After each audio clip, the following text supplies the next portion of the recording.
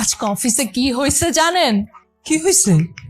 আপনি আমাকে tiffin box দিয়ে দিলেন না? হ্যাঁ। আমি দুপুরে গিয়ে বক্স খুলে বসছি খাবো, ঠিক ওই সময় বসের রুম থেকে আমাকে ডেকে পাঠাইছে। আমি বক্সটা ওইভাবে রেখে রুমে চলে গেছি কথা বলতে, এসে দেখি আম্মা পুরা লাঞ্চ বক্স খালি। হাই আল্লাহ, কে খাইলো? কলিগরা আম্মা, আপনার হাতের রান্নার যে সুগন্ধ আমার পুরো অফিস ছেয়ে গেছে। কলিগরা আমার অনুমতি ছাড়াই ভাগযোগ করে পুরা টিফিন বক্স খালি করে দিছে আম্মা। পর আমি কি করব বলেন?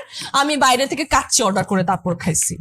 আম্মা, আপনার রান্নার যে কি প্রশংসাটা করছে আম্মা, আপনি নিজে কানে না শুনলে তো একদম বিশ্বাসই করবেন না আম্মা। হ্যাঁ, আমি তো প্রাউডলি বলে আসছি আমার শাশুড়ির রান্না হচ্ছে বেস্ট। কি বলো এসব বৌমা? আরে সকালবেলা তাড়াহুড়ার মধ্যে কি না কি রান্না কইরা দেই। তুমি এক কাজ করো না, একদিন তোমার অফিসের সবাই রে বাসায় দাওয়াত দাও, আমি রান্না করে সবাই রে খাওয়াই। অবশ্যই আম্মা। মাকে পাম দিতেছো না,